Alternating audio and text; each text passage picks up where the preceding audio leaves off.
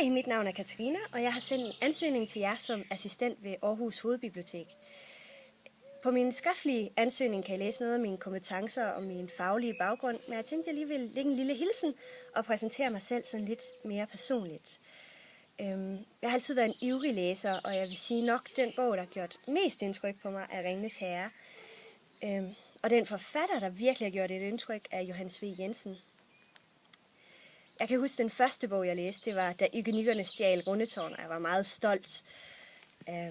Men hvis jeg sådan nu skulle vælge en bog bare at læse her i solen eller inde i en lænestol, så ville jeg nok læse Terry Pratchett eller Joanne Harris, som begge to har en meget behagelig og finurlig skrivestil.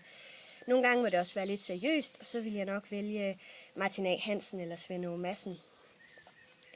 Jeg er tit blevet spurgt om, hvilken person fra historien jeg godt kunne tænke mig at spise frokost med, og det er altid et svært valg. Men jeg har en fornemmelse af, at Elisabeth den Første af England ville have nogle meget interessante historier at fortælle.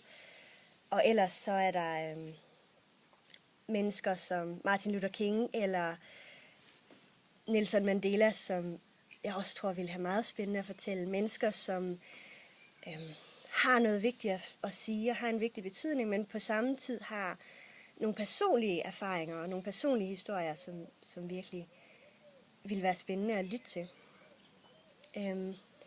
Som menneske er jeg meget kulturelt interesseret, som sagt. Jeg har læst rigtig mange bøger, men jeg nyder også at lytte til musik og se på kunst.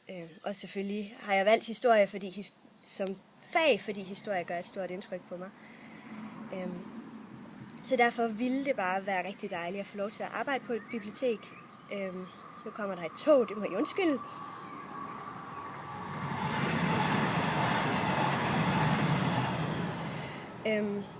Men jeg håber rigtig meget, I kunne tænke jer at snakke med mig, fordi det har altid føles som om at komme lidt hjem, når jeg kommer ind på et bibliotek, og det ville I jo lidt give mig mulighed for, hvis jeg fik lov til at arbejde ved jer. Hej hej.